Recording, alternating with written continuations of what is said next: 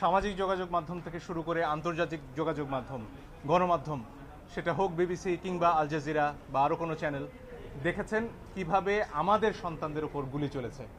আল জাজিরার একটা ছবি, সেনাবাহিনীর সদস্যরা অটোমেটিক রাইফেল নিয়ে শুয়ে পড়লেন লাইন দিয়ে, তাদের 20 গজ দূরে নিরস্ত্র সাধারণ মানুষ, আমরা, আমার দেশের জনগণ, তাদের দিকে সেমের অটোমেটিক রাইফেল থেকে গুলি চলল। এর দৃশ্য দেখার পরে আসলে বাসায় বসে থাকার কারো কোনো সুযোগ নেই। আমাদের যার যার অবস্থান থেকে প্রতিবাদ করতে হবে এবং একজন আইনজীবী হিসেবে সেই কাজটি করার জন্য আজকে আমরা আদালতে এসেছি। আমরা আদালতে বলেছি নিরস্ত্র প্রতিবাদকারীদের উপরে গুলি চলতে পারে না, যেটিকে ইংরেজিতে লাইভ রাউন্ড বলা হয়, সেটি করার কোনো সুযোগ নেই। আর অনেক ভিডিও আপনারা দেখেছেন, একটি কিশোর 4 তলা একটা নির্মাণাধীন ভবন থেকে সে ঝুলে রয়েছে, তার কিচ্ছু করার উপায় নেই, ওই অবস্থায় তার উপর গুলি চলেছে অনেকবার।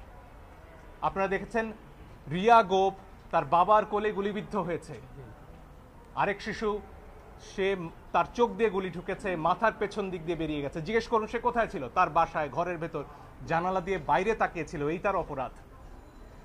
এই জন্য আমরা স্পষ্টভাবে বলেছি যারা আন্দোলনকারী তাদের উপরে লাইভ রাউন্ড অর্থাৎ গুলি ছোড়া চলবে না। আপনারা প্রয়োজনে টিয়ার শেল ছুড়ুন, লাঠিচার্জ করুন, রাবার বুলেটও ছুড়ুন, তাতেও বহু মানুষ অন্ধ হয়েছে হয়তো, সে খবর আপনারা দেখেছেন, এত কাছ থেকে রাবার বুলেট ছোড়া হয়েছে। ফলে এই বিষয়গুলো সামনে আসতে হবে। আমার নিজের অভিজ্ঞতা আমি বলতে পারি, আমি ধানমন্ডিতে যখন হাঁটছিলাম আমার দিকে 2 রাউন্ড গুলি করা হয়েছে। তাদের পোশাক পরনে ছিল না, আমি জানি না তারা কারা পিস্তল থেকে গুলি হয়েছে, কারণ আমার হাতে ক্যামেরা ছিল, কোনো প্রমাণ তারা রাখবেন না। কিন্তু প্রমাণ ধ্বংস হয় না আজকের দুনিয়ায়, প্রমাণ পৌঁছে যায়। আরেকটি দাবি আমরা করেছি পরিষ্কারভাবে, ছাত্ররা সারা বাংলাদেশ থেকে আজকে বলেছেন যে 6 জনকে ডিবি অফিসে রাখা হয়েছে, তারা সেখানে বন্দী। তারা স্পষ্টতই ছাত্ররা বলেছেন কালকে ডিবি অফিস থেকে বা যেখান থেকেই হোক যে ভিডিও প্রকাশ করা হচ্ছে, সেই ভিডিওতে যে কথা বলা হয়েছে সেটি অস্ত্রের মুখে হয়েছে, ছাত্ররা সেটি বলেছেন। এবং এই ধরনের আন্দোলন প্রত্যাহারের দাবি ছাত্ররা মানেন না, তারা সেটি বলেছেন।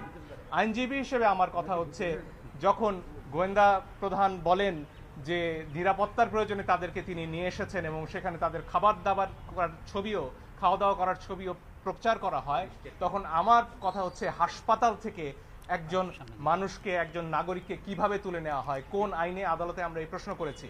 আপনারা নাইমের ক্ষতবিক্ষত শরীর দেখেছেন, তার গায়ে পিটিয়ে কি অবস্থা করা হয়েছে পত্রিকায় এসেছে। আমি জানি অনেক ইলেকট্রনিক গণমাধ্যম দেখাতে পারেননি, কিন্তু পত্রিকায় এসে ছবি আমরা দেখেছি। সেই নাহিদ কে যখন নিয়ে যাওয়া হয় তখন এটা বিশ্বাস করার কোনো কারণ নেই যে তাকে সেখানে আপ্যায়ন করার জন্য নেওয়া হয়েছে। ফলে আমরা আদালতে বলেছি এই 6 জনকে অবশ্যই আদালতের সামনে আনতে হবে এবং তাদের কাছ থেকে জানতে হবে যে তাদেরকে কি আটকে রাখা হয়েছে নাকি তারা স্বেচ্ছায় ডিবি অফিসে বেড়াতে গেছেন। এই প্রশ্নের উত্তর আমরা সবাই চাই।